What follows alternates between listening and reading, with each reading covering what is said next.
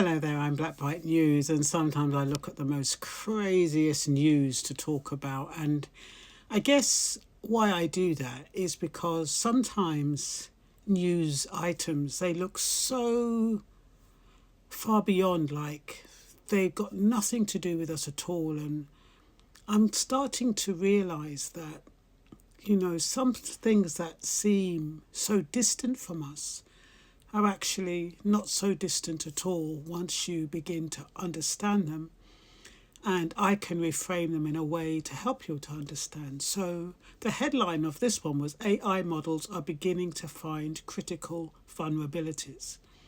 And why I looked at that one is because I personally think that AI is the perfect human companion. And if you know how to use it, that is. I mean, people have different uses for it. You've got business people using it, you've got people using it for stocks, trying to predict what stocks are going to come, give money and return money, and how to invest, and all kinds of things that they use it for. But for me, I kind of use it to kind of keep me on the straight and narrow, I have to say. That's the best way I would describe it. So anyway, I thought I would share my thoughts with you why the experts or the creators of AI have now detected vulnerabilities. So there's been a headline circulating recently. It says something like AI models are beginning to find critical vulnerabilities. When people hear that, some instinctively tense up. They think danger. They think loss of control. They think something has gone wrong. But when I read it, I didn't feel panic at all. I felt recognition, because sometimes a vulnerability isn't a flaw. Sometimes it's a door opening. For me, what AI has offered isn't recklessness or shortcuts or some replacement for thinking. What it's offered is something far quieter, far more human. It has offered safety.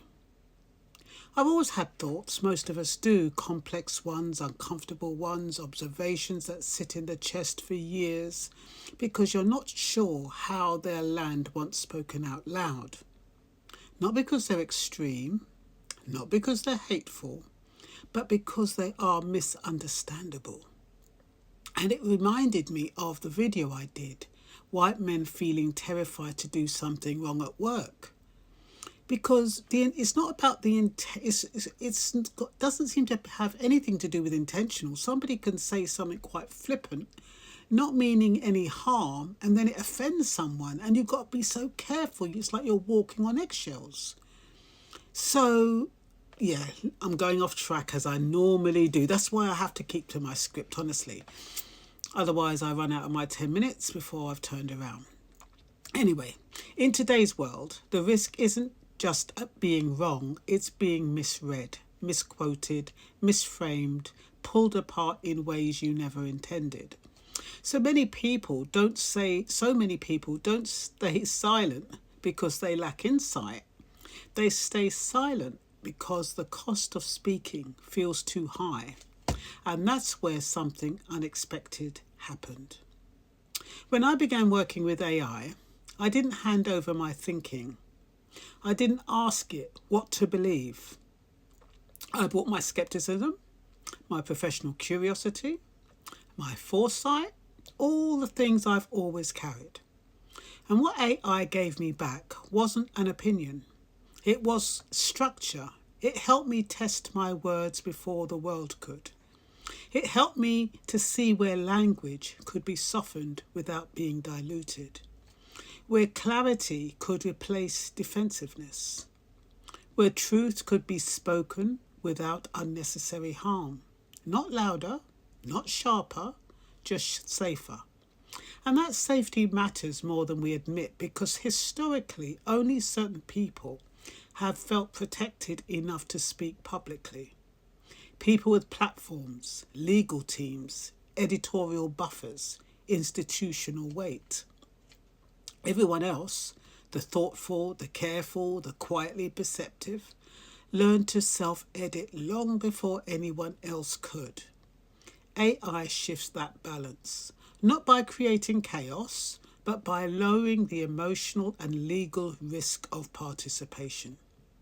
And that's why I hear that word vulnerability very differently, because from where I'm standing, what's being exposed isn't a technical weakness, it's a social one. We're discovering that when the right people are supported, not amplified blindly, but held carefully, the public conversation changes. It becomes less reactive, less performative, and more reflective. In this case, two heads are really better than one. Humans bring lived experience, instinct, moral judgment, a sense of consequence, whereas AI or technology brings distance, balance, pattern recognition, and restraint. Together, they don't produce outrage. They produce courage without recklessness. And that combination is powerful. Maybe that is the vulnerability being discovered. Not that AI is dangerous, but that it allows people who were previously unheard to finally step forward, not shouting, not provoking, but speaking clearly, calmly, and with care. That kind of empowerment is hard to regulate because it doesn't look like misuse. It looks like competence. And competence in large numbers shifts power.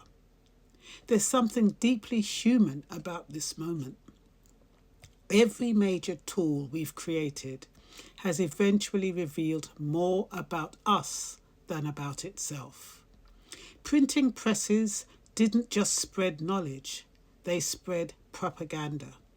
Telephones didn't just connect voices, they enabled surveillance. Social media didn't just build communities, it exposed tribalism. AI is exposing something too. It's showing us how many people were never lacking ideas, only protection.